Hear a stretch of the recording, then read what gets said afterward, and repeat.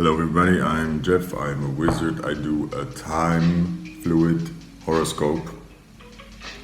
And it's episode 33 and I have to say the snooze button has been going off on this one. So, and I've been pressing snooze a lot, I'm very stubborn.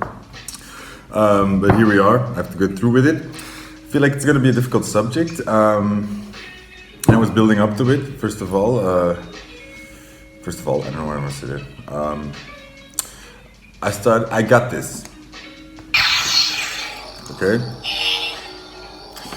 Which led me to the dark side, battling with the dark side. That's the whole story here. Because you can't have Star Wars without the dark side. Think about that. Then there's no story.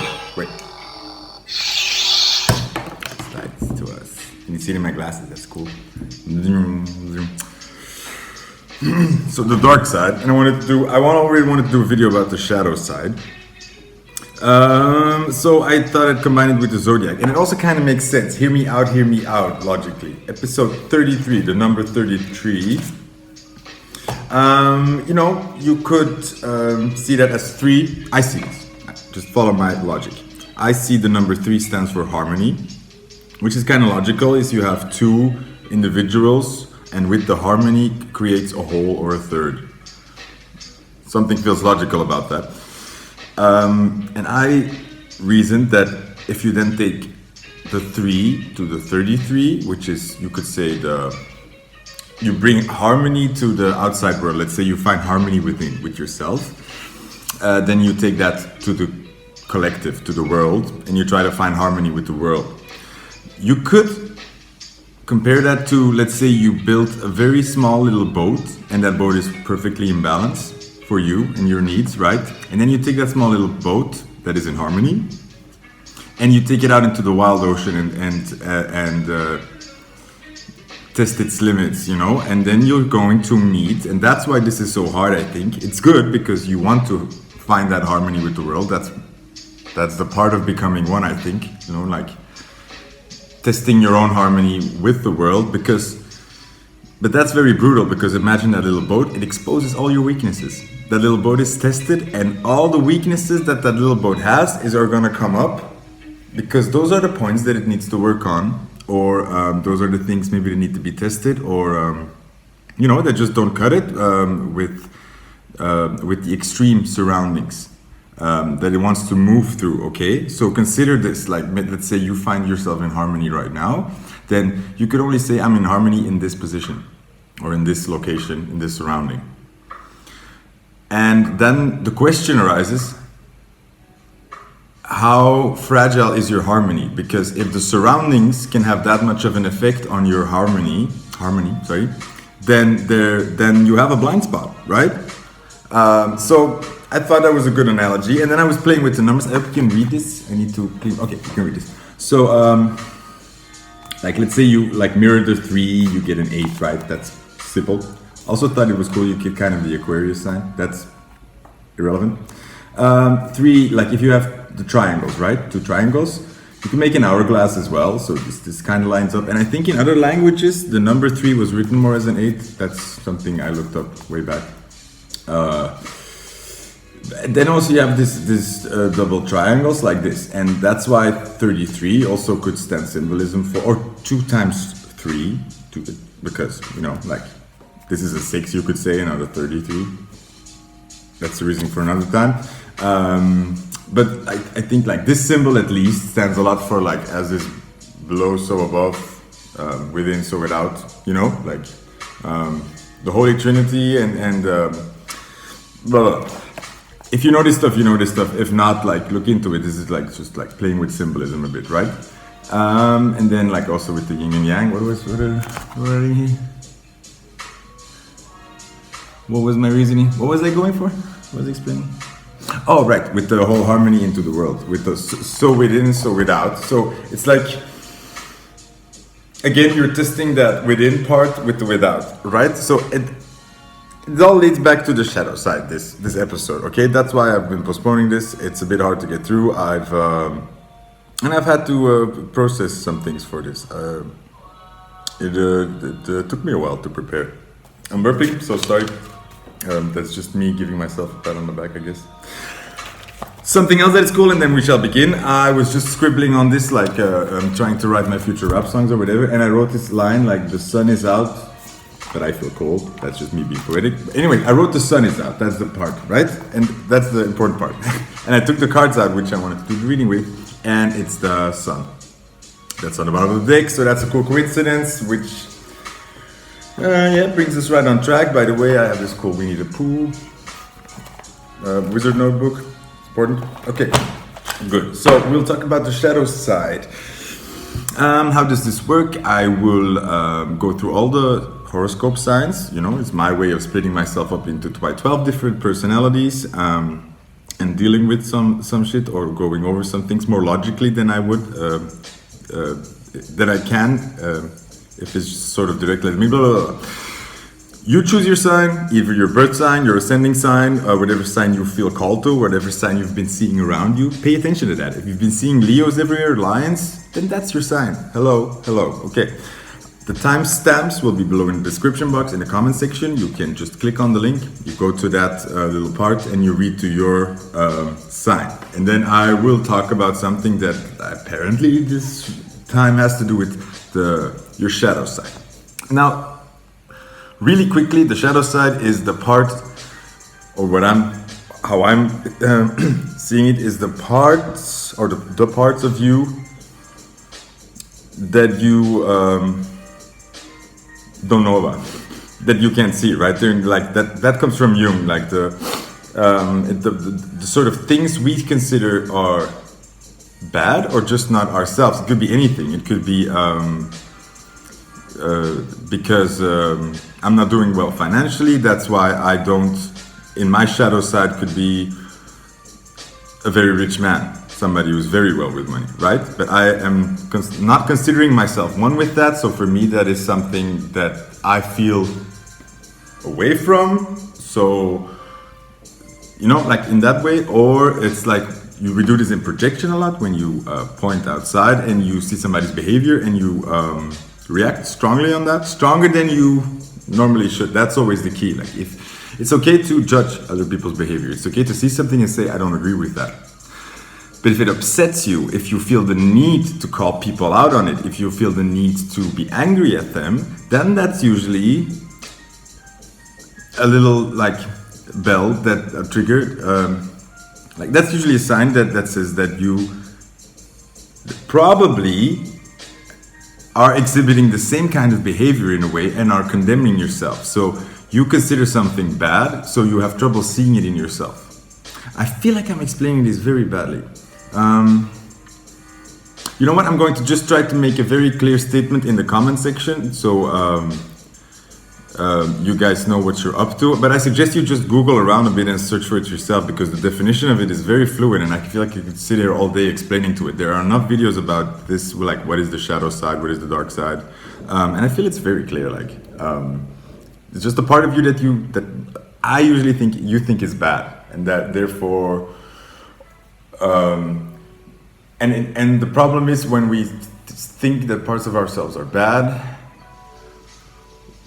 we're also putting away parts of that aspect that could probably help us in our lives, because we're not tapping into it. We're not allowing something to fall through, because I feel like it's also like domino stones, these emotions, sort of these little dark parts of ourselves that aren't that big, but because we push them away and we don't allow them to come to, we don't accept them, we can never get to the next stone. And this little negative stone, this little negative thing might lead to some big things along the way, you know, but you just need to allow them, you just need to bring these things to light, because it's in the darkness where the shadows can take immense proportions. When we're not looking at it and we just hear the sounds, imagine that, you feel there's something behind you and you don't know what it is. And you only hear sounds, or like you feel whatever. In your mind, this is a bear, right? Or this is a dinosaur, whatever. I don't know how, what your beliefs are. And the only way to fix it is to turn around and to look at it. Okay? So, my friends, we shall begin. So, I'm going to start with Scorpio this week, because I drew Scorpio today in a game. Feels right. So I'm gonna start with Scorpio.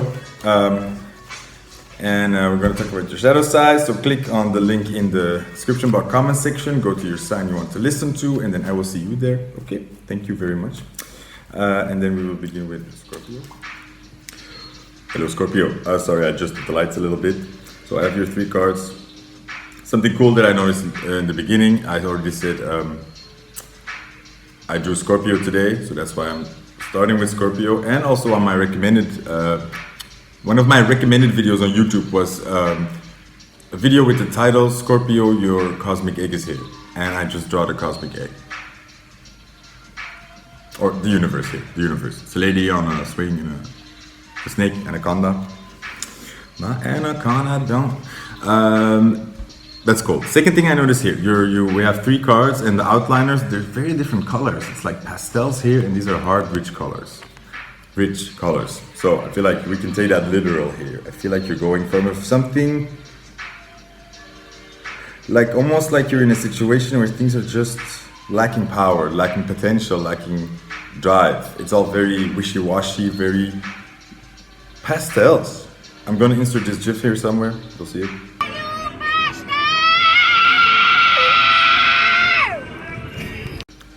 Pastels. Your middle card is the Hermit. The Hermit. So very simply, the story I see here is somebody not being happy, not being satisfied with your surroundings. Sorry, the cards here. Okay. The lighting is being extremely difficult right now. Oops, it fell. That's the second time this card fell upside down, the Hermit. Wait, we're getting to that. And then, so these are your 3 cards. Not your powerful being, powerful lady, like the Empress, hello. So a lot of, it's like, let's say an example. You are a farmer and you have the skills and the knowledge to like make the best farm. Like you can grow things really well, right? You have sort of talent for this.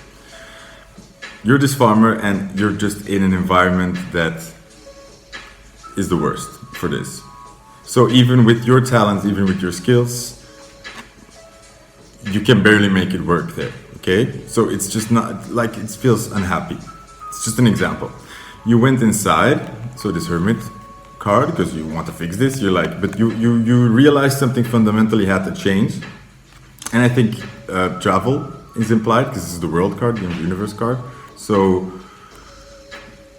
I think this drove you inside and you had to change some things or your surroundings, and now you want to come outside for the world again. Or this egg is cracking up, you're the egg and it's cracking up. Okay, interesting.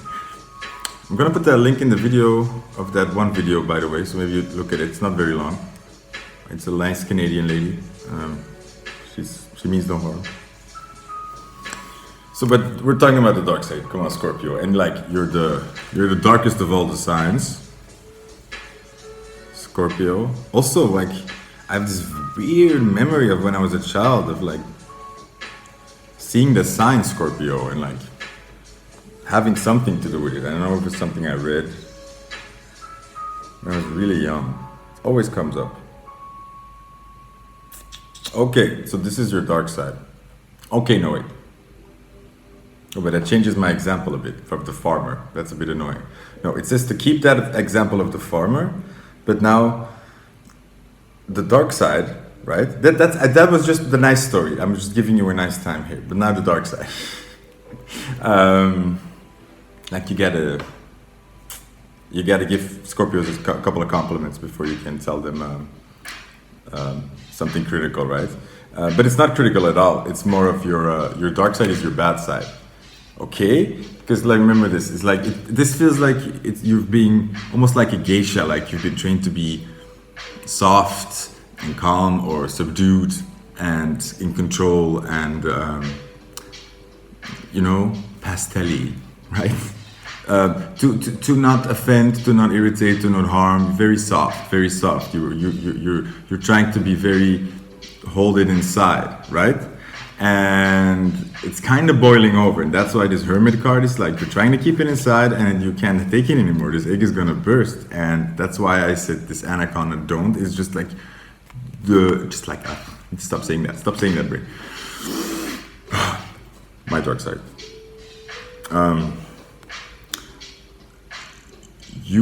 That's why these colors are full and rich and harder than these soft colors. That's the real you. The real you is a bit more darker and a bit more harder and louder and more provocative. Yes, breaking a lot more glass than this lady is. That's what the real you is coming out. And I feel like you right now, Scorpio, look at this card, you are just in conflict. You're at war with this. This is coming out. It's like the cracks are coming out. And you want it to do, but this is kind of like, this is fighting back. And I could even say you have love for these pastels and you're afraid of losing that part of you. But imagine this, Scorpio, and then I will leave you with it. Let's say you have these big snakes, right? These snakes, and they shed their skin. So you're the snake and you're shedding your skin, and under your skin is a whole new pattern of colors. You have a whole new, you're growing into maybe your true essence of a snake. So you have new colors, a new gradient, a new skin. You're identifying way too much with this old skin, but because you're thinking that with these colors going away, something of you is going away, and it's not. You're the same snake. You've always been the same snake. You're growing from the inside out, like from the core. You're just losing the skin, so to say, right? But just remember that you're still the same snake, or you're still the same person. The butterfly is the same as the caterpillar that went into the cocoon, right? It's not losing itself. It's becoming itself. Yeah. But what can we... I think your dark side is really, like the shadow side, is really that you're not accepting this, that you are...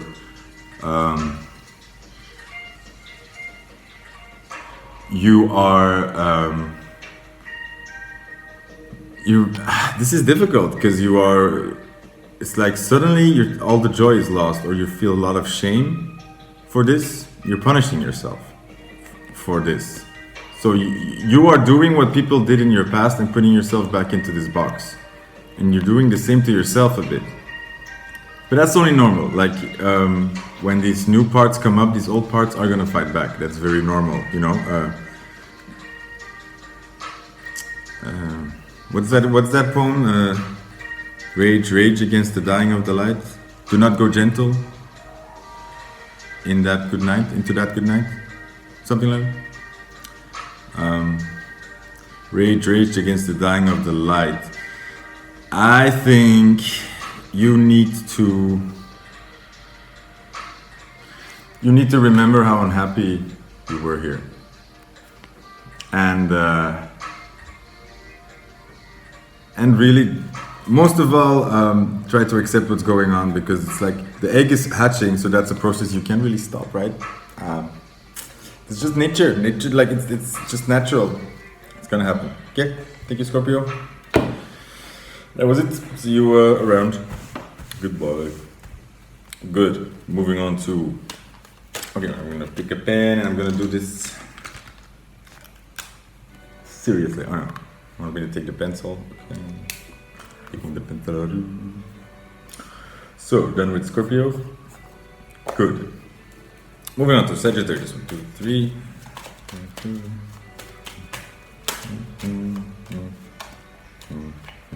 Okay, one. All the flipped over ones. Excellent.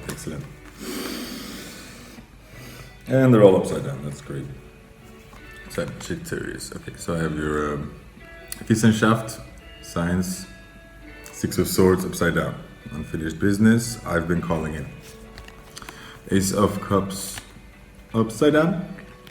Self-care, general concept. And then 4 of Cups, also reversed. Obrigkeit. which is how do I say that? I had a nice word for it in English. I forgot it. Like, let's say, no,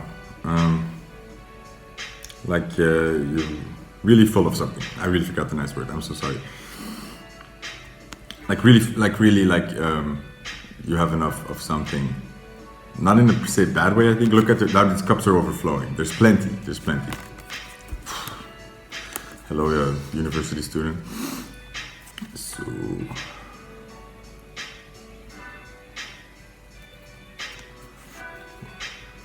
wait. What's that? Sagittarius, your dark side. No,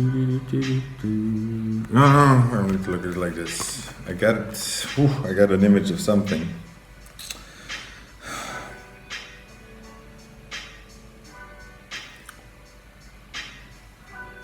Your shadow side is okay. Your shadow side is selfishness.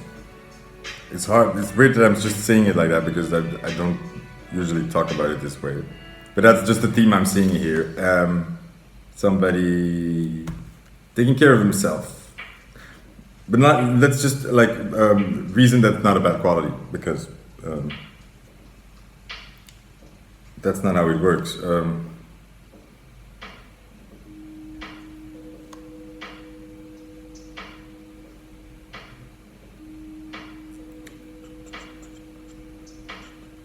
Okay. Okay. So let me try to say it this way. You have this hunger, this drive, this it's sort of, you never see the picture as complete, right? This is sort of, I know this is it, or this, I'm satisfied, I'm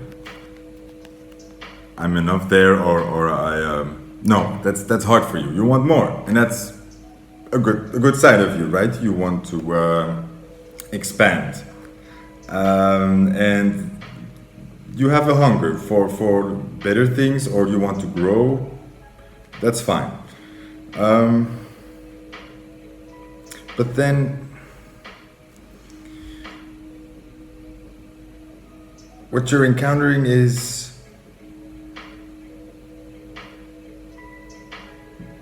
I think, just a lot of dullness, like unsatisfaction in the world around you, or something. Wait, I got it so well, and then I lost it. It's gone. I'm looking at this Aquarius symbol. ¿Por qué? Change, transformation. So it's constantly changing. You're constantly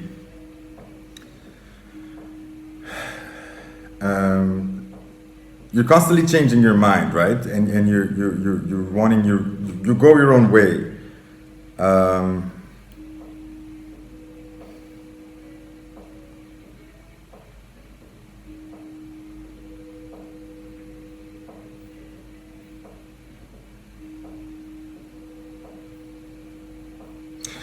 Okay, sorry, it took me a while to get there. So you have this thing where you know you're like this, you know you change, you know you're trying not to commit, right? You're trying not to make promises you can't keep. You're trying not to drag anybody along, or you're trying not to stand for something you're not going to stand long behind. You're well aware of your own tendencies and where you want to go. So. And you kind of found this maybe to say back off a bit because I won't be here long, or something like that, right? So you try to keep maybe people out of bay, maybe jobs very superficial. You don't let people in easily, and you just want to protect them. You don't want to hurt anybody by you changing your mind suddenly and having to explain that to them, right? Because you've been there and that's difficult. So you've learned to sort of keep that to yourself, and like you're trying to minimize the damage in that way because you're aware of yourself. You know this. But in doing that, this is where the shadow side comes in. Is the problem is that you are kind of with doing that,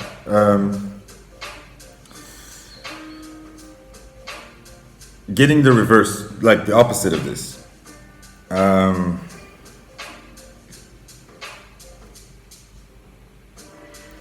Yeah. But I can't, damn it, I'm so sorry. It's like I feel super awkward because I feel like I'm super afraid of saying something, and I keep losing what it is, so that's not helping. Okay, so this is, let's take this picture of burning bridges, all right? It's like you're saying, like, you know what? To make sure that people don't come this way and get dragged in my mess, I'm going to cut these bridges of this river off, so they can come my way. So then I won't have this conflict, right? They won't come here, and I won't have to explain to them why they're unhappy when they're here, right? You mean well. But on the other side, you're burning bridges, or you're like destroying pathways, and that. For the other side, that leaves an unfinished story or an unfinished business. You know, you are your defensive move is more aggressive than you think. There.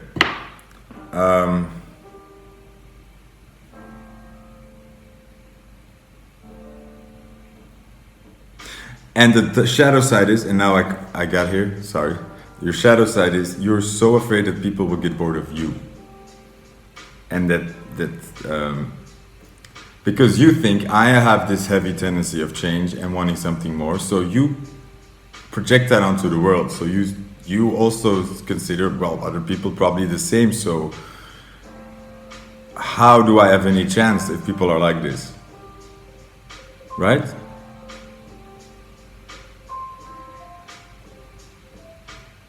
So you consider everybody, you think everybody's like me and they're going to burn bridge. As soon as they don't need me, they're going to burn this bridge. They're going to destroy it. Because why would they want me there, right? So you rather be there before them to do the same. But you're projecting your inside world onto the outside world and thinking everybody thinks this way, feels this way, is this way, or changes this way, which they don't. You're kind of running away from yourself in this way.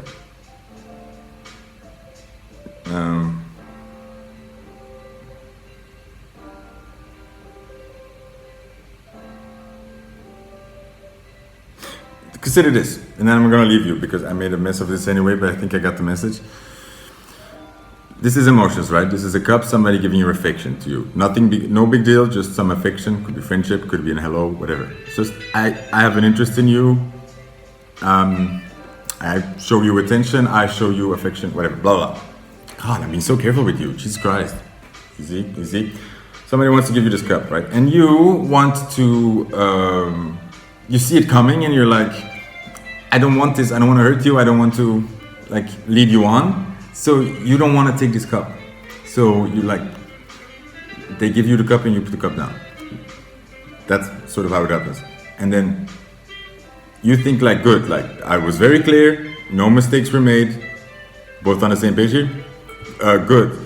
But in the end, there's just, that cup stays on the ground. That cup was meant for you. That cup's not going anywhere else. So you put those people's cups on the ground and they just see the cup on the ground. And that's really harsh, yo.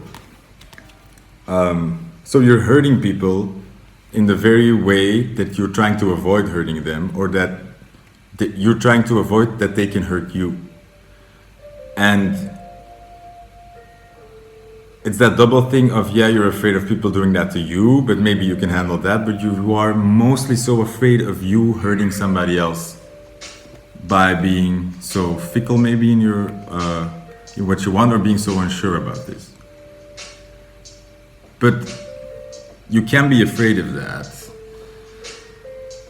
Like, don't worry, like that's fine, you don't have to fix that, but you do have to start. You have to stop pulling the plug out of things before they get started to prevent harm. because you are kind of doing harm and you're preventing yourself a lot of joy and contact and opportunities, and you're imposing way too much of your ideas on the outside world, and you're thinking that when people offer you this cup, that's like an investment or a contract or a compromise. No, that is somebody offering you a cup. You take that cup as if it was a present. Nothing implied. You owe them nothing, but you do have to learn to accept these things and allow things into your world and dance with them better, because right now you're trying to care, but it's coming off as careless. Yeah. Okay. I think I got myself together there. Thank you, Sagittarius. Oops. Hope that helped. That's hard, but yeah, it's the shadow side, so lightsaber for you. Oh, fix it now. The battery dead? Did it die? Moving forward to Capricorn. Capricorn. Shadow side, dark side. Bring to light. I get 5 cards for you. You suck. Whatever. Ugh. Very cool. We start with the first card with the Capricorn sign. Hello, Capricorn. Work. No work. Prince of Cups. You're trying things. No, this is the Knight of Cups. You talk a lot. You are very romantic. You have no problem talking about work, but you don't work. That's what I thought. You know, like one of those people who are one of those romantic lovers who are like blah blah blah blah blah. Oh, na na na na na na na. But it stays with blah blah blah, right? You hear me? You hear me? Thank you. Then we have the King of Cups with the crab, 80 upside down, which kind of implies the same thing, right? Like a bit of a fast energy, but then no real follow through or stability in that sense. Then we have the our Four of Wands card, our celebration card, like hitting the mark, but it's upside down. So you're not hitting the mark, and then we have the star card. So good thing we have a star card here, because you would be in trouble. Capricorn, what is your shadow side? I can do this. These are tricky though, I have to say. It's like normally I'm trying to be positive, and I'm deflecting.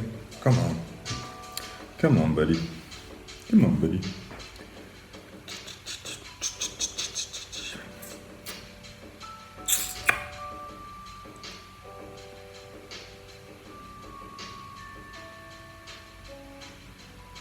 Wait, okay, so I'm Capricorn, your shadow side. It's like about not working well with others, not working well, good with the word, like you're a solo star, right? And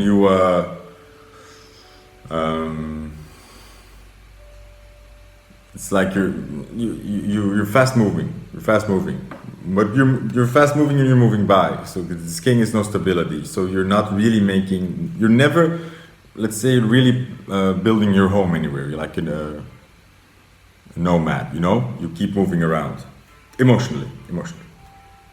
But I think this is talking more about career-wise, creatively, how you create your environment. I feel like you're very on your own in this, and you have trouble working together well with the world. Because you're afraid,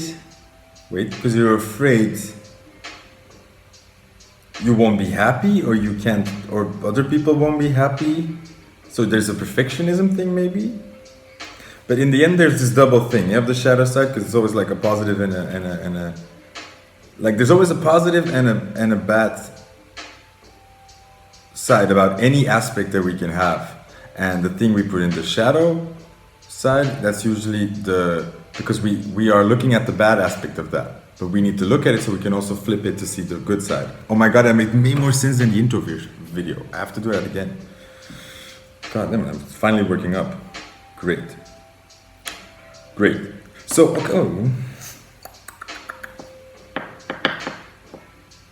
okay, look, this is a cool thing to explain. We have actually let's say two people here. There's this King of Cups, and there's this Prince of Cups, or the Knight here.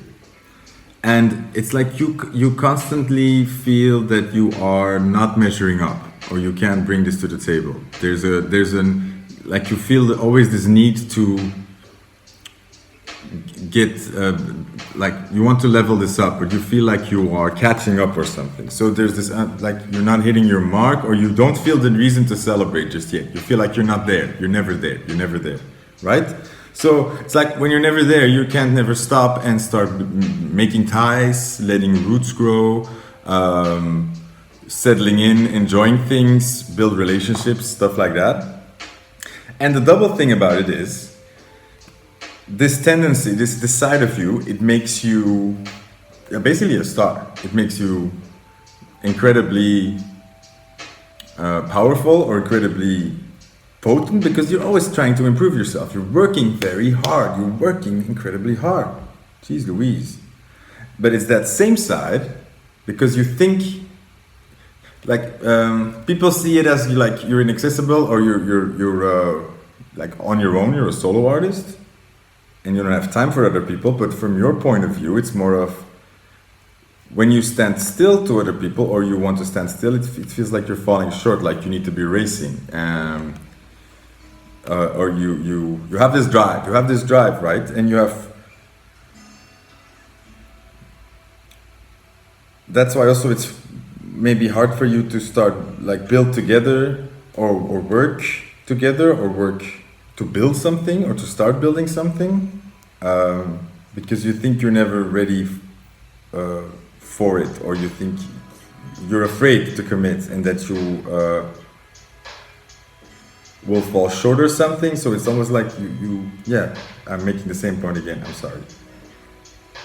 So that's double. Like you're a star and you're a solo artist, but on the other side, you feel on your own a bit.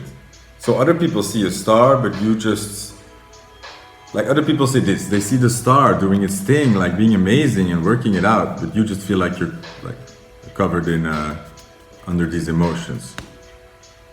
She's facing up in the emotions, so she's in the middle of it, this star.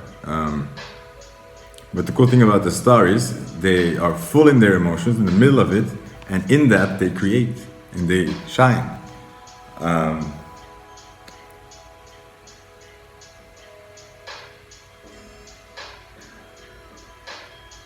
And I think some part of the solution starts with not you forcing yourself.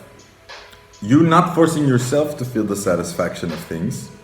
If you don't feel it, you don't feel it, right? If you don't feel satisfied, if you don't feel like it's there, it's not there.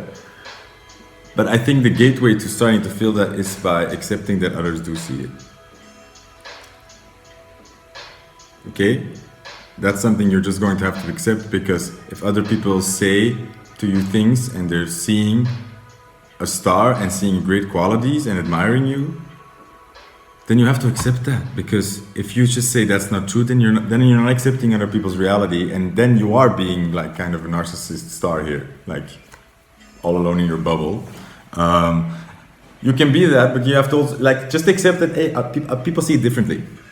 Apparently, people see good things. Like, you kind of have to accept that, and just that is what it is. So be negative about yourself all you want, but don't drag other people with that, right?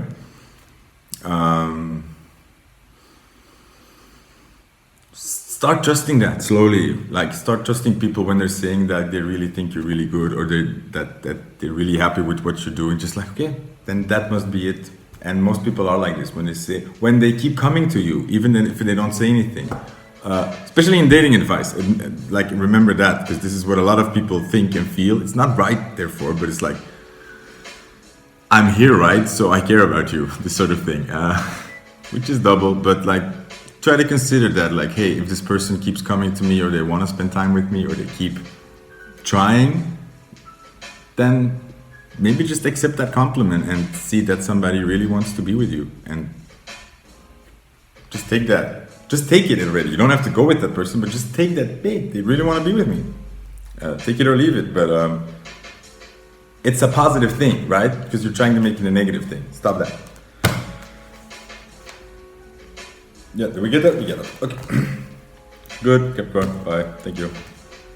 Thank you. Shine bright like a diamond. Hello. Aquarius. Aquarius. What do we got? What's your shadow side? Huh? I feel like... What's wrong here? Okay. Sorry, I felt it.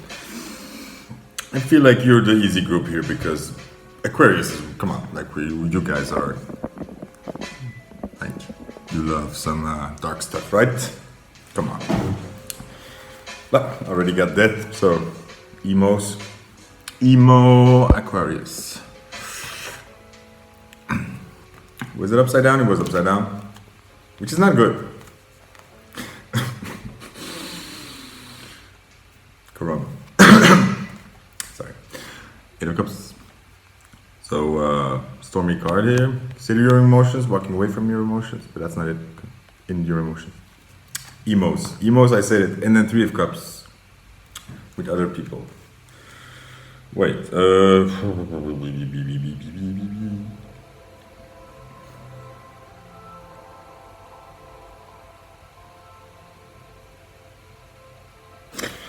Well, the first thing I thought here is you are very good at sharing your emotions. You're very good at connecting with other people, and in a deep way, you know, like yeah, you're very good at making connections, but you're also not so good at, like, you know, allowing the leaves to fall, allowing change, allowing things to be over. You have trouble with that. You don't accept that, and you get stuck in your emotions about it. It's like there were 3 cups here, now there are 8. Right? That's the good and the bad, basically. The good is you are incredibly deep, right? That's Aquarius, water, water, water. You're so deep, right? And you connect to the world and you connect to people almost way better than you can understand, and it's more of an instinctive feeling. So you feel connection to so many things and so many people, and that connection is not always reciprocated, and that's hard. And I feel like you have that deepness comes with a difficulty of accepting change, or accepting that something is over, or while things are over, you're still in the emotions. So for you, it's not over, right? So you really are the perfect example of the fractals in this card. This is death and then the repetition of that. For you, it's still echoing. For other people, this is a clap, the door is closed. It's like, done. But for you, it's like a boom, boom, boom, boom, boom. So these things are heavy for you. And you kind of get caught into that. In that sometimes it warps your perception of things, or it warps these connections as well. It's like you get it, you feel things intensify, right? So that's like a power you have, and that's like an extreme depth, but you can't superimpose that on the world around you too much. And you have to just remember always these cards. It will help you. Remember that this is your strength, but also like do the checklist. Am I making a simple 3 of Cups situation into an 8 of Cups? Because like maybe I just need to accept that it is what it is for now, and all these emotions I felt are not lost and wrong. That doesn't mean other people feel it, and that you kind of have to learn to deal with that whole, you have a huge universe inside your head. You have to carry that around, you know. Learn to work with that.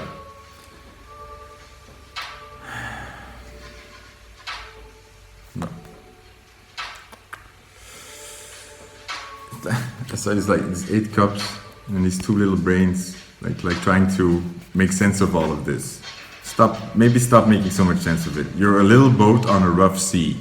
Consider it that, and you just have to. What do you do when like there's a huge storm in the sea? Usually with your boat, like if you have a sailboat, you drop your sails. You don't fight it. You let it go along with the waves. And if you have a big boat, you try to hit the waves full on, right? So it's kind of like let the emotions flow, but don't let those poor brains rest. Oh, geez Louise. Okay, thank you, Aquarius. See, we're kind of easy. Good, simple. Moving on to my pencil broke.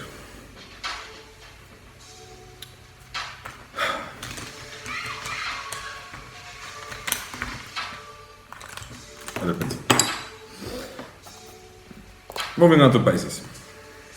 1, 2, 3, 4. Pisces, give me some more. No, that was it. Stop. Good thing I did, because, oh no. I want to say get Wheel of Fortune, yes. Upside down. And then the Hangman. And then the Two of Cups. Like, yeah, it feels like Pisces here. Look, fishes. Fishes. Does it say fishes on it, the symbol as well? No, it says Cancer, Venus. Venus. So, the dark side for Pisces, your shadow side.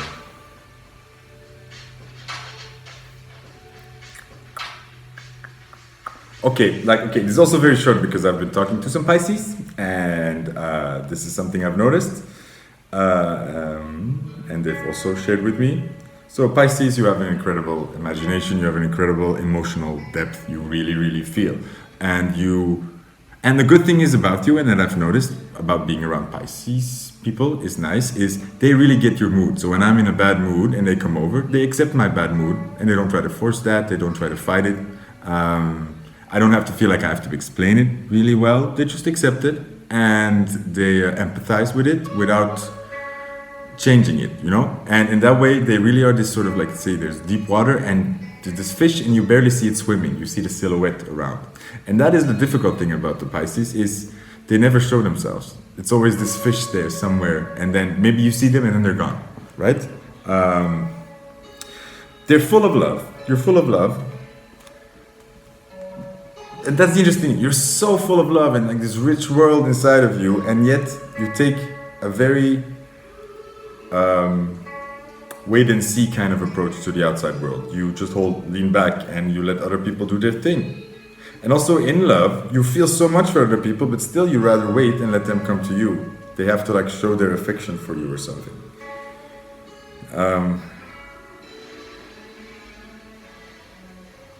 It's like almost like you're not participating in that way. You're trying to protect yourself maybe, because you're a fish maybe. You feel emotionally, I think that's why you learn this hiding.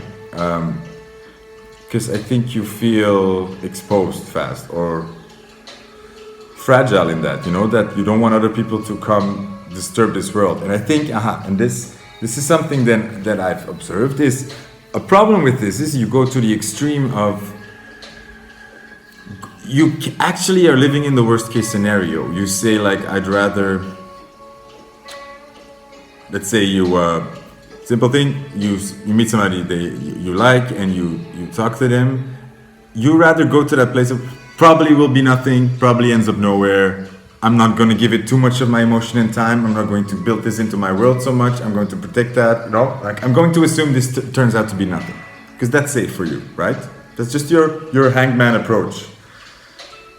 But like that's the self-fulfilling prophecy is you're focusing on the worst possible outcome. And the problem is you're arrogant in that because you're wrong. You're not even seeing 100 possible positive outcomes because you can't think of them, because you've never experienced them. There are many ways things that can happen that you can't even think of, but you are trying to avoid disappointment or pain or something, so you'd rather live in the reality of nothing comes of it, which feels comfortable, but also a bit lacking. Like, where's where's my luck? Where's my wildness? When is this beautiful world that I have inside going to translate outside? Well, when you participate more, because right now you're just hanging there and you're like really letting things come to you and you're really taking it. You're not showing yourself. You're being very annoyingly scared. And let's be honest, who wants to date a scared fish that always like swims away? That's a bad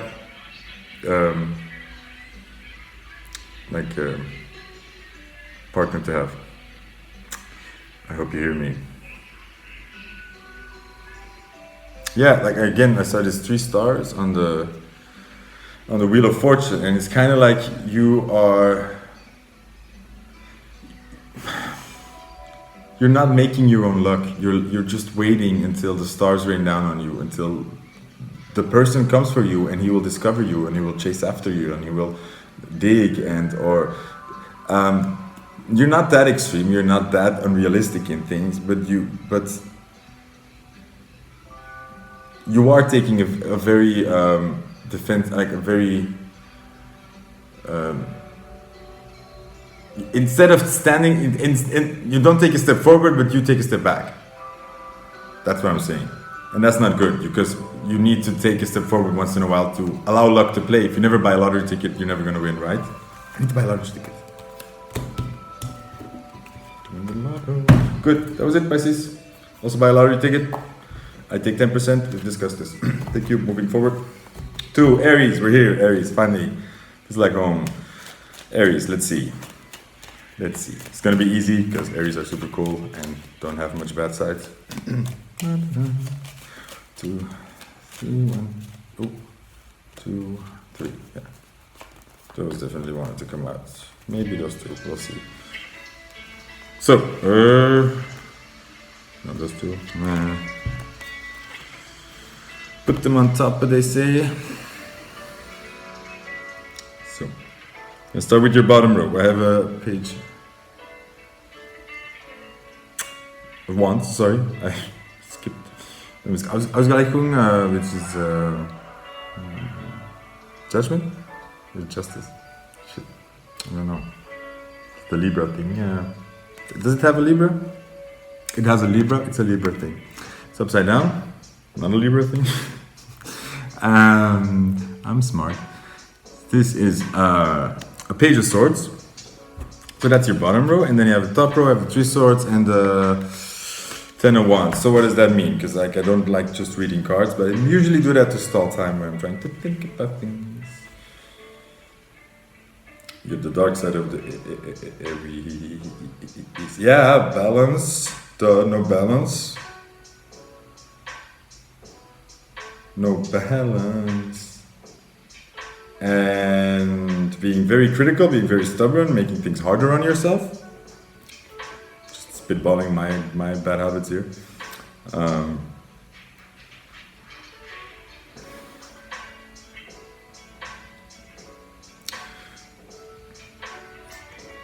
Feeling very burdened, holding on to burdens. That's the stubbornness again.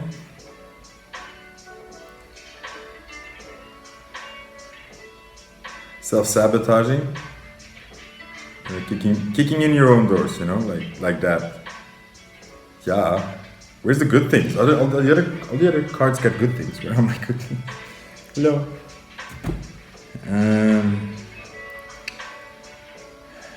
So, cool thing is we have this 3 of swords, and there's again this Libra sign.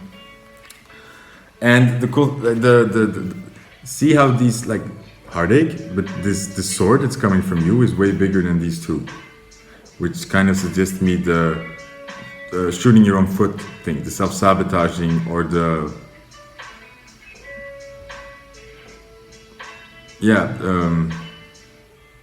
killing things before they're dead, something like preemptive striking. I don't know, because of a lack of balance, because of a lack of patience, of a lack of temperance. None of this. Lady does this. Like you're going with the flow in your emotions. A lot of fire, a lot of passion, a lot of ideas.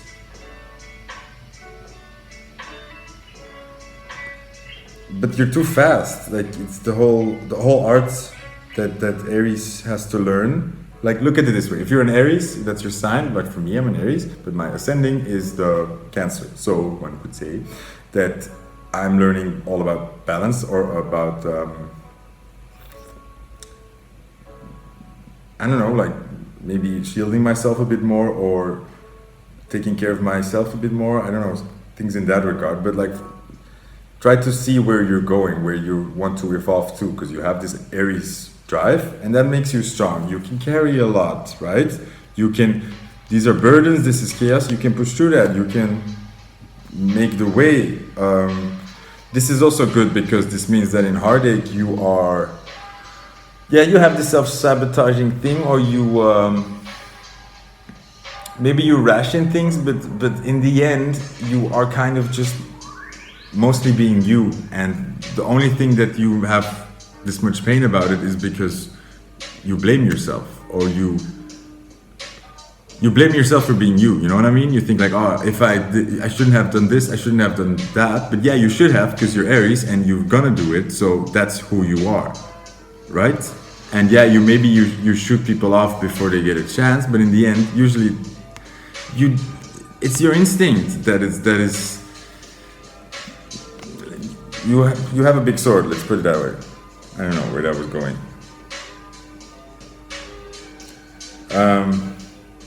And you're very critical, you're very sharp, you want to talk, but you're also very, like, a little bit wild with your knife. It's the same thing in this Three of Hearts, right? Okay. So that's kind of it, like you have all this energy and all this drive, and the point of an Aries is to learn to do that incredibly hard thing for an Aries, where you have to say like, alright, focus on this thing in front of me right now, and then leave it at that. Don't go way too far into the future with your mind. This helped me as an Aries. You have a lot of fire, but like maybe not the most mental strength or fortitude. And that is different for everybody. Some people have a lot of, like I see it, I have fireworks inside of myself. I have 100 ideas, 90% of them are not good, right? So a lot of thinking, a lot of gibberish. But other people are very strong in this thinking. They have a very analytical mind, logical, can see a very good overview, and they have the same deep emotions maybe, but it's calm water. So for them, it's like calm waves. It changes slow. So for an Aries, that's annoying. They're slow. It's like they are already on the other side of the world while this wave is moving, you know? And it's all about learning to match yourself correctly with the outside world, and match yourself correctly, or just understanding that people, you know, when they're not relating to you, then trying to figure the communication out more, and mostly considering yourself like, hey, okay, I'm great at having ideas, but I really need to learn to focus on discipline here and there, you know, like little things that you know what the problems are. You've run into them 1,000 times. So let's put it this way. My advice to you is, as an Aries, go easy on yourself. Just learn with time to better these impulses, and just learn to handle the fires inside of yourself. And also maybe in that way look around at people who are different in this than you, because those are the people who are helping me a lot, like who are very different than me, and calm, and you know, like a bit more practical, pragmatical, a bit more logical, analytical, like, but strong in this, you know, they relate to my emotions, but kind of see it differently, something like that. And I'm really looking at them to learn how to, you know, like from how do they think about things? How do they handle it? And how do they give that a place, sort of? Like taking tips and tricks from them, because you can see in people around you what is working and what is not, right? And for me, that was sort of my shadow side, because I usually pushed those people away. I didn't like those people. I didn't relate to those people. I found them boring, or I found them like I was afraid of them, because it felt like they would judge me very harshly. And usually around those people, I end up being the annoying one, or being the one that doesn't want to fall in line, and I just usually avoid those people. So I kind of push that away. But in that sense, I'm pushing that side away of myself, which I need, which I do have. You know, I'm not an idiot. I can. I also have discipline, but it's more about me learning how does discipline work for me. It's not about how does it work for everybody. It's like I can be disciplined. I just have to find a way that is nice for me to do and doesn't annoy me to death, or feels like I'm hurting myself, you know?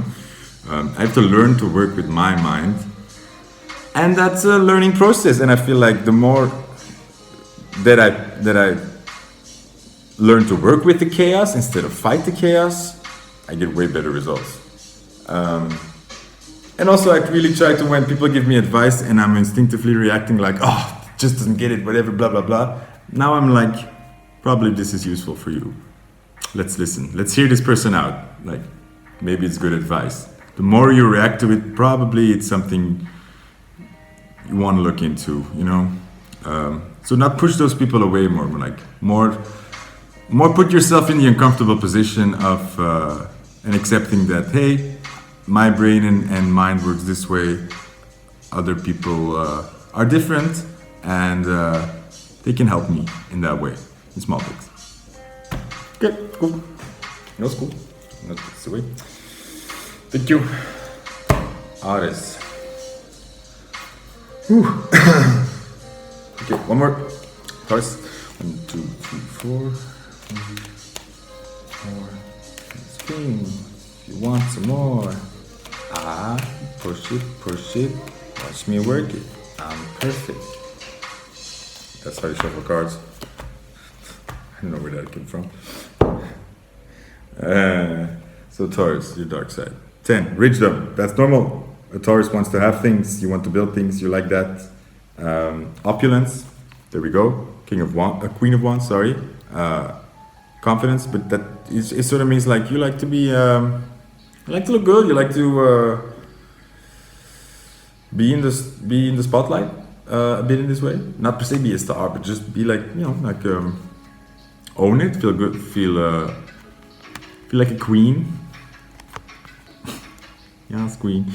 And then this Knight of Swords. So you're very good at getting it. Taurus, you're very good at getting it. You're very good at going for it. You know how to get it. But maybe you're also like the dark side or the shadow side could be in that you're a bit ruthless. You're fast maybe. Or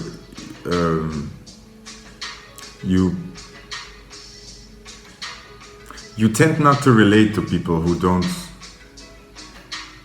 or maybe you feel judged for this, so maybe that's why you know, like you keep your head down here, you're like doing your own thing, and that's maybe you're a bit closed off, you're just like, I'm gonna do my own thing, I'm gonna live my best life, don't judge me, I'll stay out of your business, you stay out of my business, whatever. And it's not even that harsh or aggressive. It's more like you just like to keep things for yourself in this way private. It's just, these are my like things I'm working on, and maybe I think especially work, like you try to keep that private. That's my, because I think you're afraid that when you would really share your thoughts or ideas that people kind of judge you as maybe shallow, greedy, or I don't know, that you feel, and you just feel like annoyed about that. Like, why do I say like so much? Stop doing it. Like. You want likes, you like likes. Likes are good, but you feel judged for that. And maybe you also judge other people for that. Something with that. Like really the head down, that's like, it's almost sneaky in this card. But he is a knight, he's going for it, and he's very good at it. And he's got it, or at least he's looking like it, opulence. It's like you're flying, but you want to keep that a secret. You hear me? It's like you're the person that goes to the gym, has the most fantastic fucking body ever, but like you kind of keep it hidden, or you're careful in how you show that. It's like it's like your project, your mini-me project. And I feel like because you're so good at this is maybe the thing. You're so good at this, you can get it, and you usually do get it. You get that body, or you get that money. And then when you open up about it, it's like people don't relate to you, or they don't get how you do things. It's like, because for them it doesn't work this way. It just doesn't work that easy, or they don't have that knighthood thing going on. So it's almost like I think you take it bad. I think you don't realize that this is such a strength you have, and other people don't. So when people don't relate to you about this, you think they're judging you. You think they're saying like, oh, is that how you do things? Well, like, that's not for me. And people probably do that, but that's their defensive side. They go, wow, I wish I had that, but the way he's going about it feels like I don't think I can do that, or I can't do that. So it's easier for them to believe like, oh, I can't do that. I wish I could, but it seems very hard for me, and maybe I'm never going to reach that in my life. That's very annoying to keep believing. It's more fun for people to believe like, you know what, I'm actually not that shallow of a person, and actually I don't want that so much. That rich thing is not for me, like, just not my jam. You can have it, like, it's fine for you, but it's just not for me. And they take the higher road a bit, you know? Because they're protecting themselves of the fact that I want what you have and I don't think I can have it, and that's very annoying and painful for me. So you could consider this, Taurus, maybe allow people just having that, like living in that little bubble, because you don't want to hurt them, right? You don't want to be bragging, you don't want to be making them feel bad by you having things. That's not your goal. But if you don't accept that you're very good at this, you're making people feel like that. Because you're saying, oh, it's nothing and you can do it too and blah, blah, blah. But they can't, and so they have to protect themselves, and so they're probably gonna put you in a bit of a like, well, yeah, he thinks it's so easy for everybody, but it's not, and he probably got lucky. He probably had people helping them. That's what they tell themselves to protect themselves. So don't take that so personally, because it's more about them meeting their own shortcomings when they're talking to you. Anyways, long story short, this is why you keep this hidden a bit and tend not to share this. And tend not to share your happiness. And that is a sad thing, because you do want to share your happiness, but you kind of have learned to encapsulate that, to protect yourself. And the biggest problem is it's kind of a miscommunication. When you're sharing your world and people react like a bit weirdly to that, or maybe defensive, or maybe a bit catty, bitchy, you know, like, whatever. Try to really recognize that maybe you need to tell them like, you know, it's hard, but like it's much nicer for people to say that, hey, you know, I've always been good at like let's say you have a really nice body, and it's like, I've always been kind of good at sports, so it kind of came like pretty easy for me, or it was always fun for me. So I got a good run at it, you know, like a good start with it, and that helps, and that just makes people who didn't have that feel better. Is like, okay, yeah, so like because it's both of the truth. It's like, hey, I've been working hard at this, and I work hard to get this body. Maybe I'm not pointing at myself, but I'm playing somebody. I've worked hard for this, but also there have been circumstances and things that have made things easier for me, or that have helped, you know, like some stars aligned here. I've had good circumstances, I've had somebody who helped me, I've lived close to a gym when I was young, I have a good posture, and I've never had any problems, like my body, my muscles work well together, stuff like that. It's usually both of the truth. Why am I so far into that? Just accept you're good at it, and other people want it, and it's okay to share it, but you have to own it. You have to say like, yeah, I'm good at this, and I know how to get this, and I also recognize that other people can't, and I think slowly that will help you share that happiness a lot better, and shift those boundaries a little bit more to where they should be. Right now you're just closing it off a bit, and you should have a garden that's open to people. You know what I mean? You have a lot of space, you have a kingdom, so have an open garden with a closed section for special guests. Have an island. I don't know. Figure it out. Make it work, designers. That's the second pencil, huh? Oh, the third time I've dropped it. I don't know what that means. I'll figure it out later. Okay, now I can have a break. Gemini, I. What is your shadow side? Show me. This one too. This one too. Oh, 6 cards, great. Go, battery, okay. Maybe this is for the battery dies. Wow, I get a lot of cards, so I don't know if I'm going to show them all to you, because this is going to get annoying. What notice is I have the Sun, which was our starting card, remember? We started. it's reversed here, so literally the dark side, like no sun, so it's night, one could say. But there's no moon card, so hello. I have the devil card here. Attachment, addicted, like it's under this Prince of Wands, which is also a very penis-driven card to me. So this, for me, saying sexuality.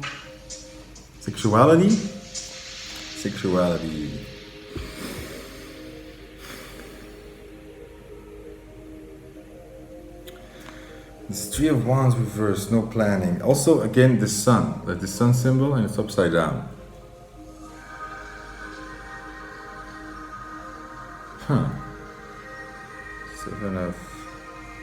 The Seven of Pentacles. So like looking at what you got.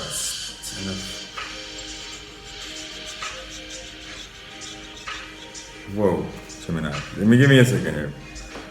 Your shadow self. Of course, very logically, this double side. Like look at the sun again. There's two sides of you. There's two sides of you. You're complex. Geminis are complex. In general, they have a very mental, a strong mental radio going. So there's a huge conversation always going with Geminis, and they also have this very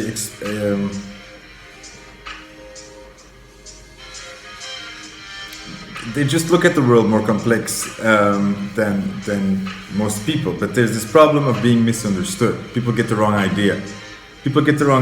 And that is mostly, I think it's this double thing of,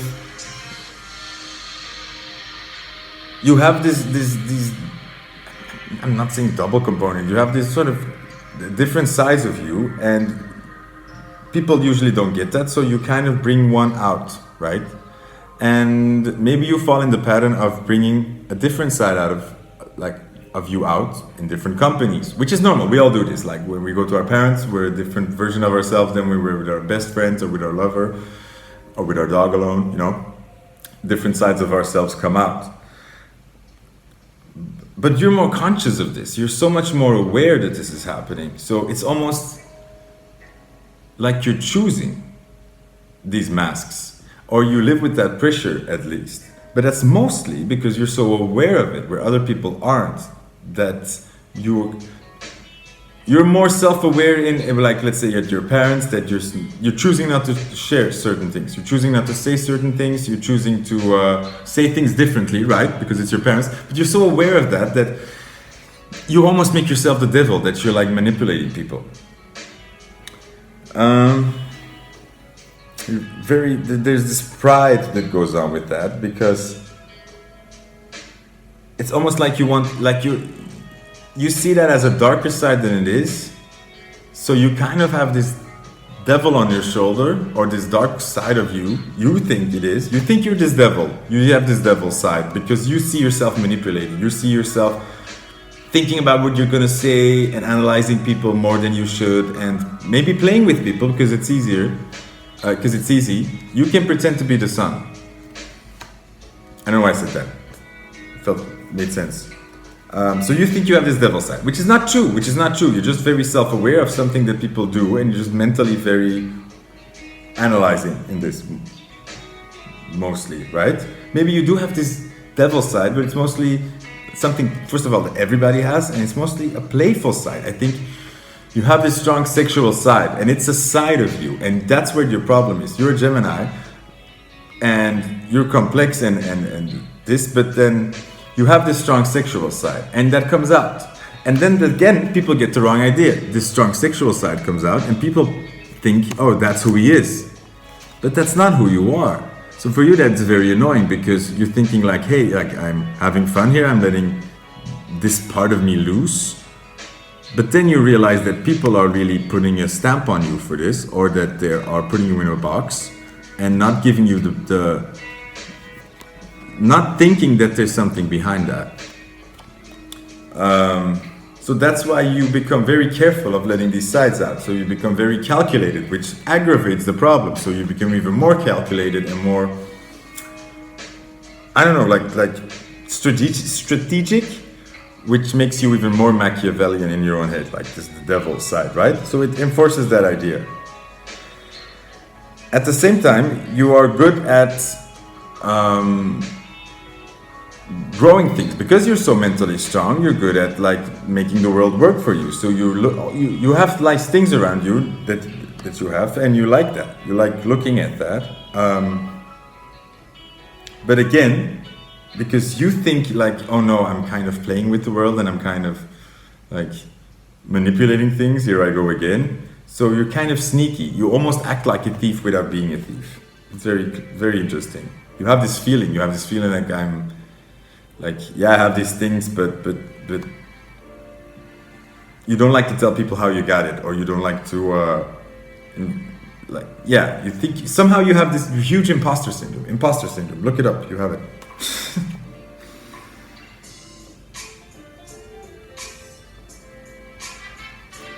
And this, my friends, it makes, that's a bit of your, like, how I see it. But in the end, what happens is, because you're so in your own head and so self-aware, and you think you're so evil, and first of all, people put you in a box and you're so afraid of that. Well, guess what? Now you're doing it to the opposite world. You're putting everybody in a box of they'll not understand me, they won't get that, they're judging me.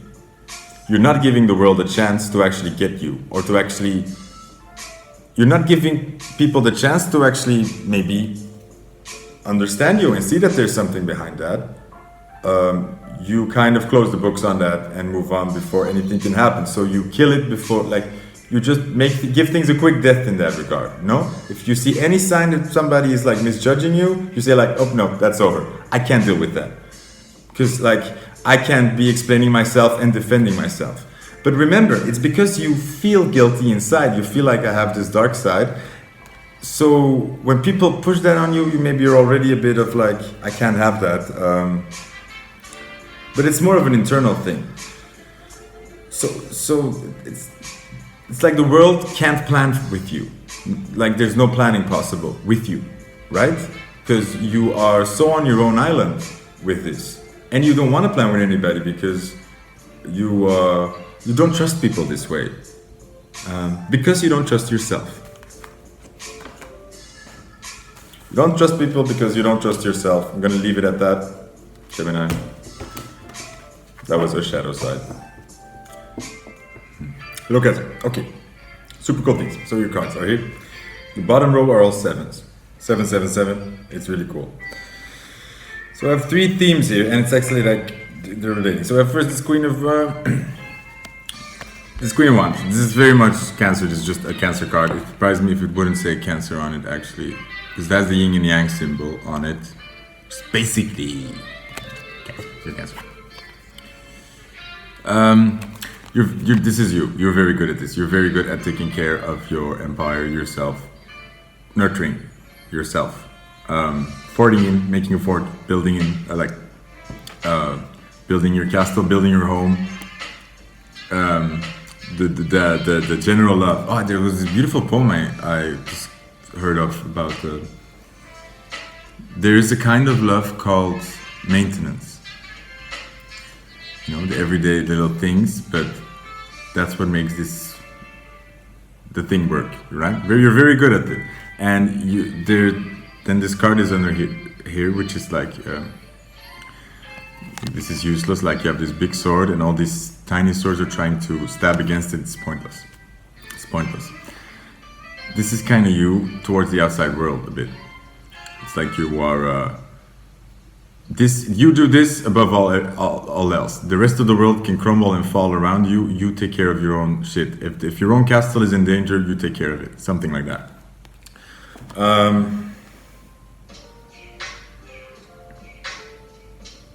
Yeah, you're not going to give up. You don't give up. You don't run away. You don't run into the night. You don't give up the battle. You defend this. You're very. I wouldn't say loyal. It's more of a. It feels so important to you, and it is important to you. And then it's the double up because you're so good at it, and because you make it so well.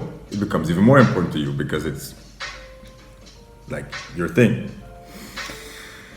Then this other aspect of you is this magician card, and it's upside down, which together with this 7 of cups upside down, but it's important here is this like the withering card. So it's like the leaves in falling off, natural process.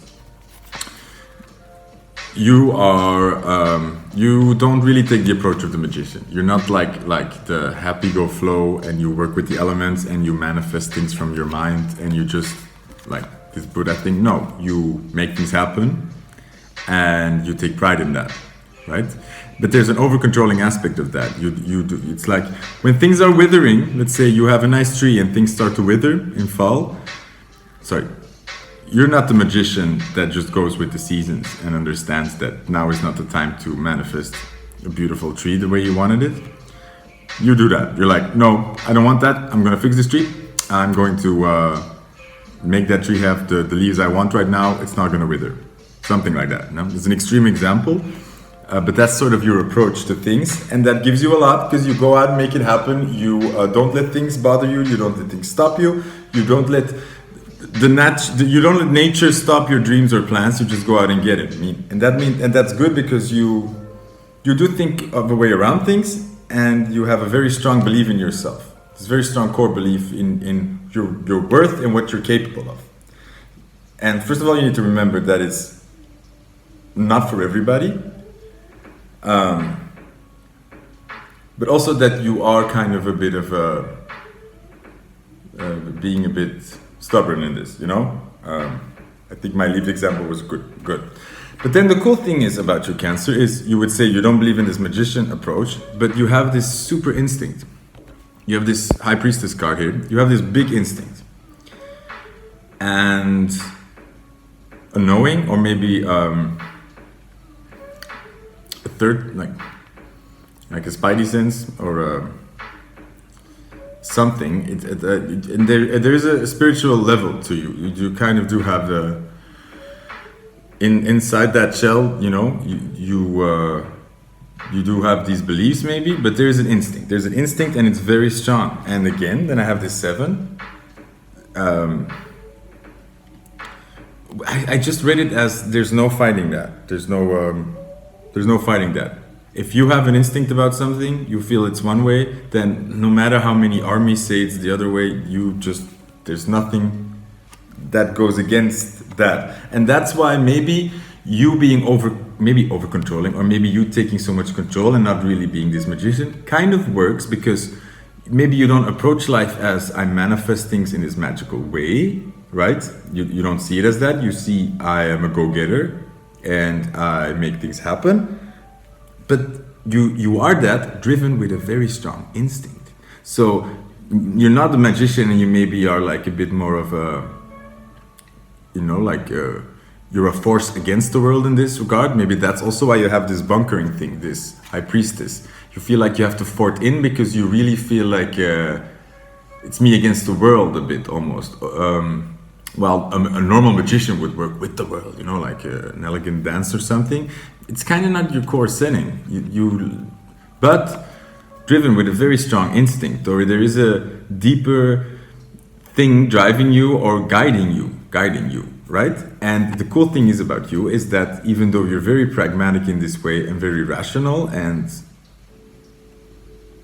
I want to say a bit egotistical in this way, or maybe you are really covering your own arse here, just me, right? But it is driven by something strong, and by you are following a path or a cause, let's say. And maybe also that's why you are so on your path. You're not letting anything distract you. You are very careful for whom you open the door. Is that correct? No. Because you have a mission, right? You're not just doing it out of selfish reason or egotistical reasons, or because you really can't see other people's problems. It's more of like, you know, you have a path and a mission, and you're very strongly driven by that. So that's why you stay true to it so easily, and that's maybe why there's good things hiding under that panzer, under that, you know, that tank, you could say. So that's, I think I explained both the positive and the bad parts about it. I think the solution in this regard is just you realizing this, that this is how you work, right? However, from the outside world, we're getting this guy.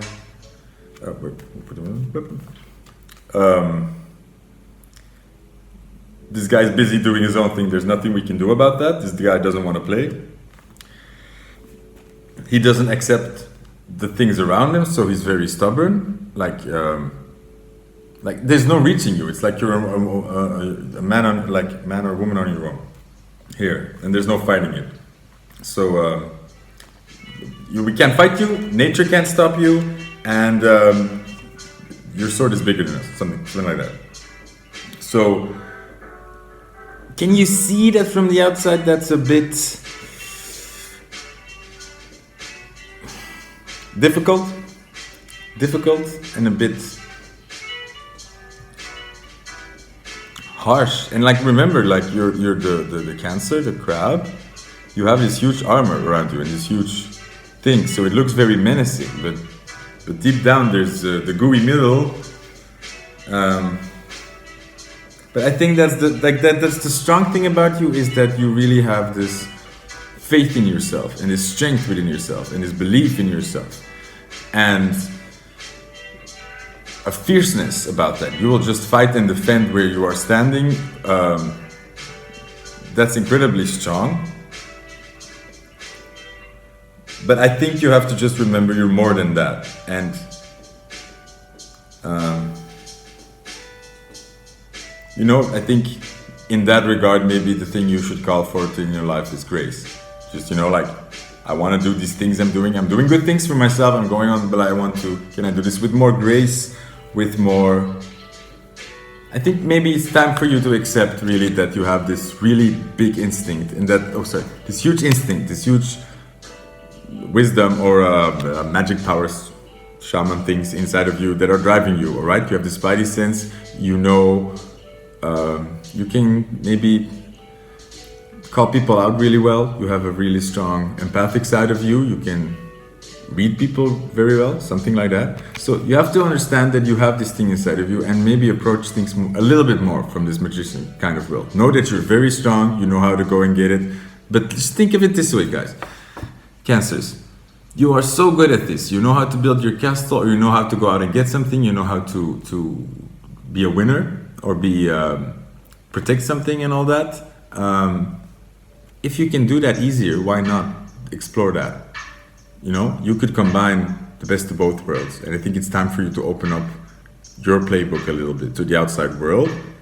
Because I think that's also, like, in the end, like, eventually that's going to be part of your mission plan. Eventually this high priestess is going to push you into uncomfortable territories.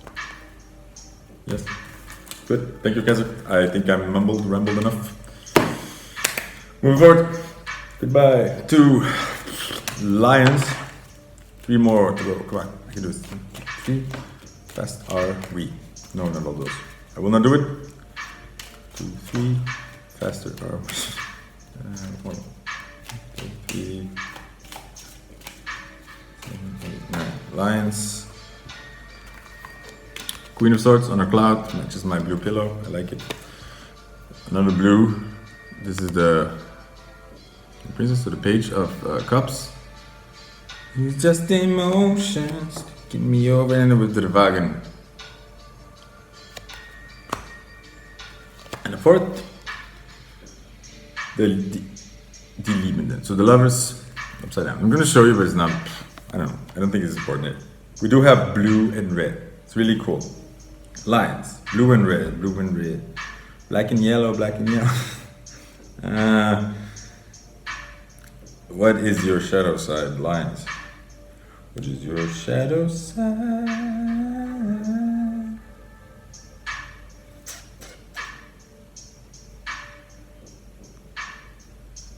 Okay.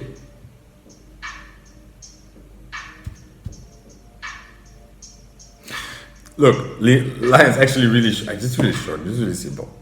Lions, you are who you are, you're a lion. you're very proud, you're special, right? You stand out, you maybe intimidate, and you know this. It's not something you need to prove. A lion is a lion.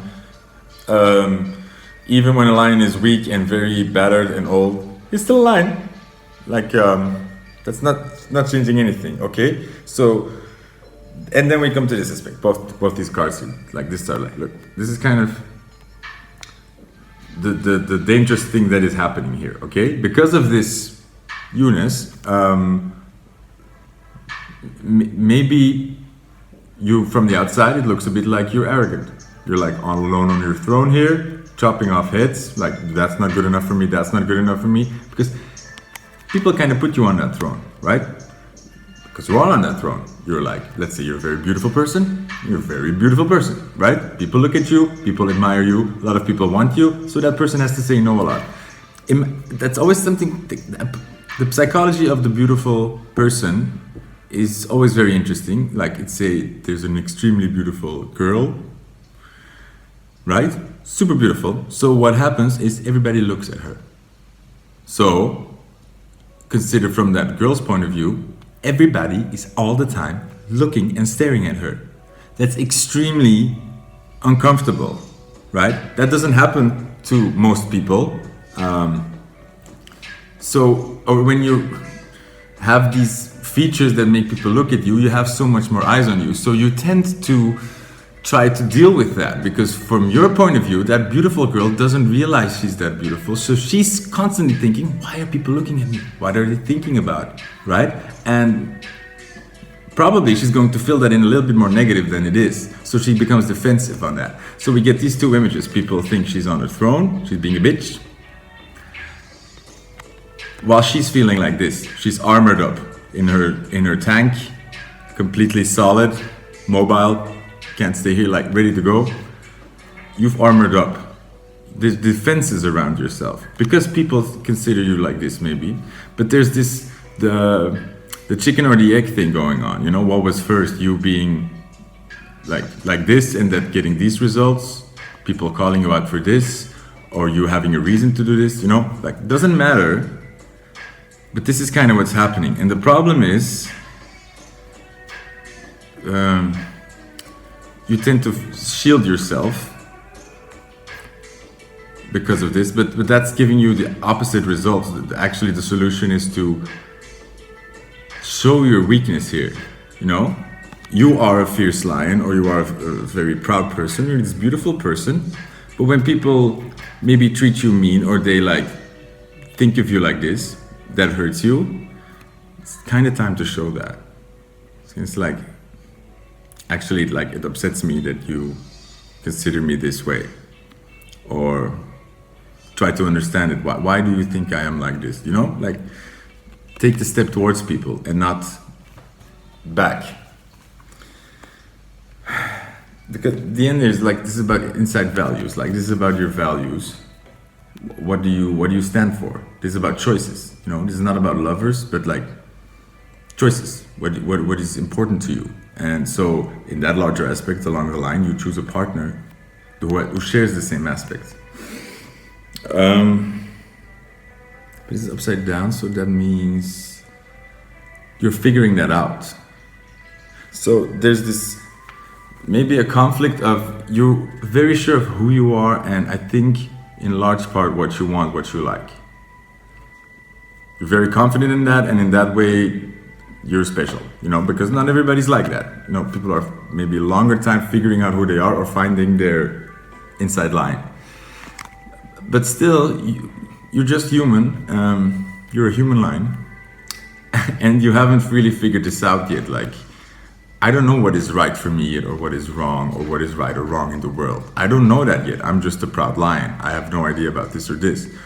So you're kind of you have to shift these two. Like, it's not the same, but you're kind of matching it into the same. You think like, oh, I know what I want, I know who I am.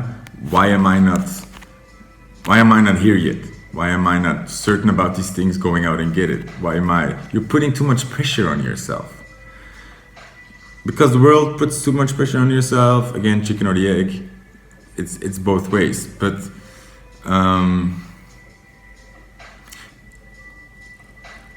you are kind of angry at people or the world around you because they put you on this throne, or they see you like this, or they are too harsh on you. They put too much like on you. You feel like you have to be this huge thing because you have to go and do this huge thing. You feel like that pressure, but it's you. You're putting that pressure on yourself, and you're projecting that. You're a Hector projector on the outside world. So it's you that like, again, chicken or the egg doesn't matter, but a part of it, like you're continuing the chain. So stop it.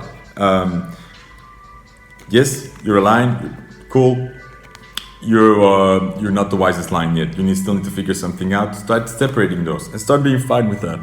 Start saying like, it's okay for me to be. It's okay to me to be confident and know what I want. It's okay for me to chop off heads because some idiots come to me and their heads need to be chopped off. You know what I mean? So that's fine. Just be that. Like, you're on a throne, like whatever. Like, some people have a tyrannical king. Stop being so hard on yourself. Stop defending that so much, because it's taking you away from like asking yourself the real questions and exploring a bit more in the areas that you want to explore. Because say like, hey, I'm pretty sure of who I am and what I want, but like, let's say this queen again. This queen, she can change her mind. She can say next week, I chopped this person's head off and I think I may have done a bad thing. And I think I will change my ways now. Or what I like is changing, you know? Allow the flexibility of this person. You don't have to be so static in your image. You don't have to be so strong in the image that you're presenting to the outside world. You know, that image can be very dynamic. And remember this, Lions, the true you, the true essence of who you are is that thing that's there when you strip away your face, your voice, your body, your you know, like any part of you that we relate with ourselves, if you strip it out all the way, there's still something there that is you. If you make 1 million paintings and 1 million statues or 1 million songs, they will all have something in common, even though they may be completely different. There will be that little thing that makes it you, where people would hear it and it's like, yeah, that's something that he would or she would do, right?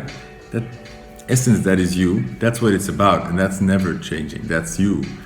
But all these other things can change, so allow yourself to change, allow yourself to be more free. Be who you want to be, right? And whatever you're gonna be a lion. Does that make sense? I think it does. Good. Thank you, lion. Every time I say it's gonna be short, it's freaking long. Thank you myself. Okay, Virgos. 1, 2, 3. How are we? Okay, that's easy. Just these two. Wow. Okay, Virgos. I've got the 8 of Wands upside down and the 5 of Swords upside down. Slow movement, because normally this is fast movement, like the flash here. Communication, I see it as more as manifestation. And then with the 5 of Swords, which is defeat, or neither, what does it say? Yeah. Neither lager.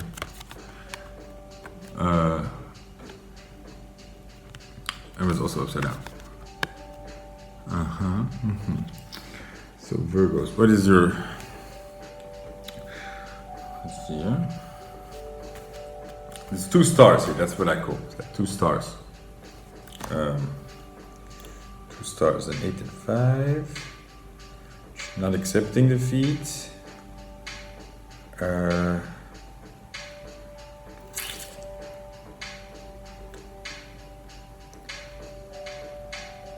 Okay, like I feel like it's simple, like really simple message is sort of, you don't accept defeat, you're kind of slow. But in the good way is you are, you fight for things, you hold on to things, you are true, you are loyal. You are loyal and you will not surrender, you will not give up on people, you will not give up on situations, you will fight for it.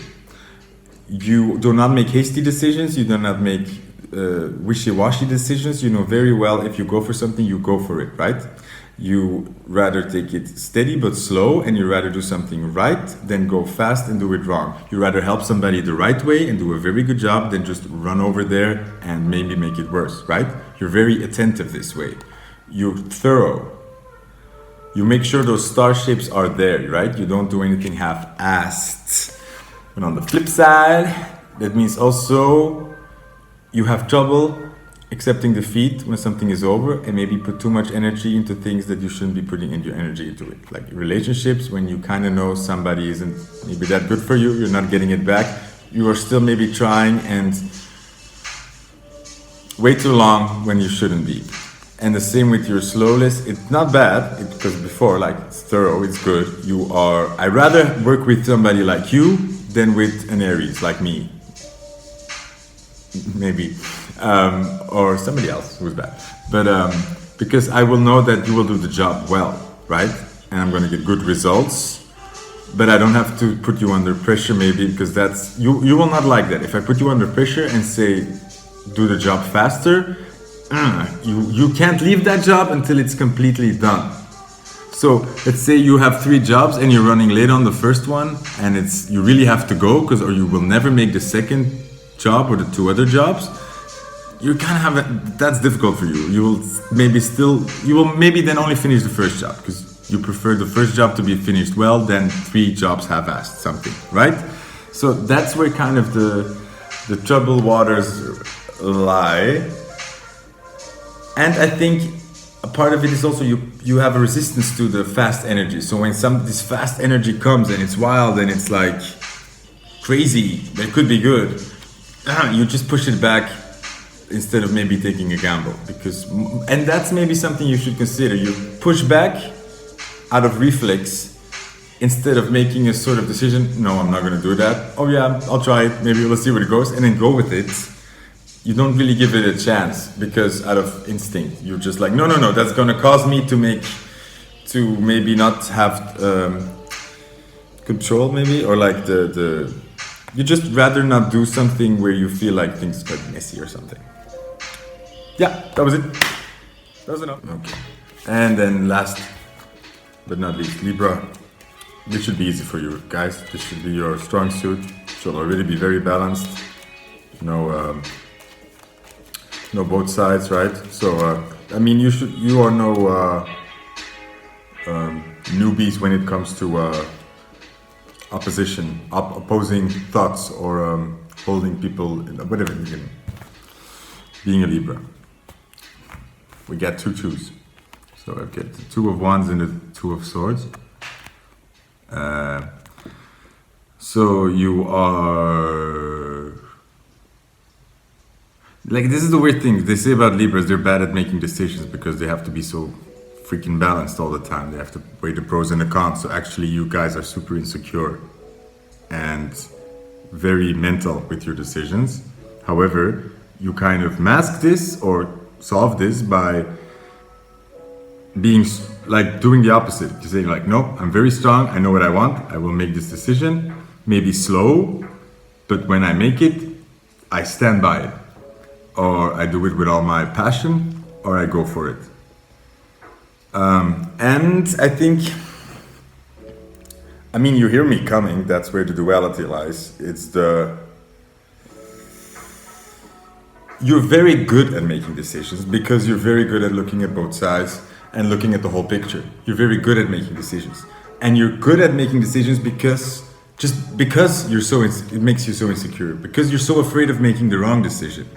You feel that weight, and you see the nuances. So you have a very sharp blade, but you're very careful with it, right? You're very aware you have a very sharp blade. So it's kind of scary to use like that.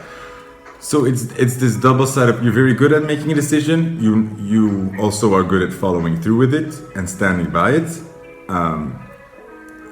But allow yourself to be insecure about this, or allow yourself to be wrong, make a mistake, that kind of stuff. XX. See if one more card. I feel like I wanted to draw 3. Yeah, so small addendum. So these are like sadness card. This is grieving over loss, or like something is over, you know, like what's it say in Tauschum? I don't know what it means. Upside down could mean you have you could say like problem accepting defeat, like a bit, or maybe forgiving yourself for making the wrong decision, or accepting that's okay. You're very hard on yourself, and also you'll keep. It's the same way you when you make a decision, you really go for it, and you're really sure about it.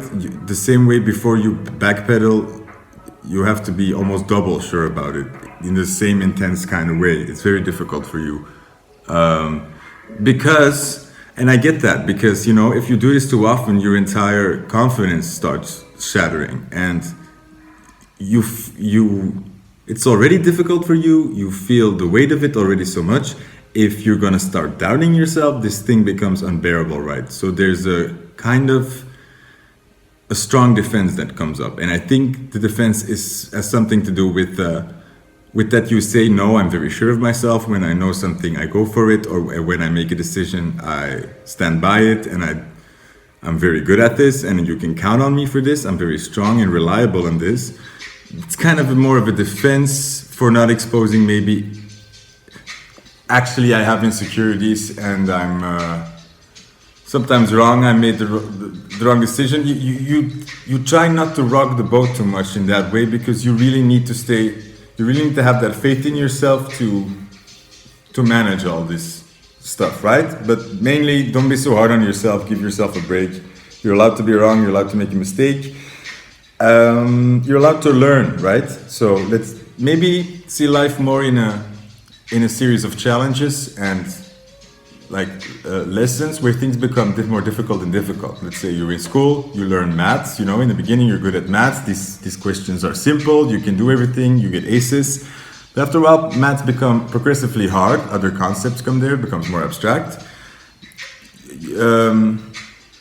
You know, like allow yourself to be challenged suddenly, maybe like in school, you start failing some exams and you start messing up. So you have to kind of backpedal a bit, like, oh, where did I go wrong?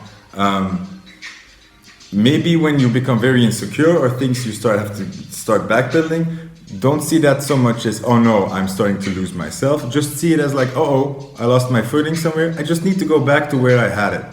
You know, I'm not in danger of, that I can't trust myself anymore, but I am I did make a wrong move maybe somewhere, I need to go back, right? So that's all it is.